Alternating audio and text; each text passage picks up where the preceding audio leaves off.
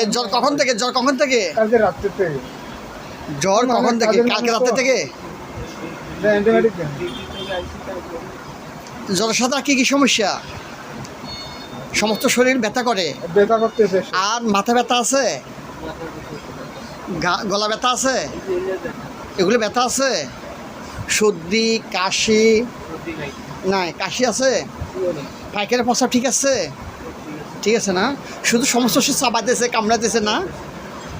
ও, শীত করতেছে না? ঠিক আছে, হ্যাঁ।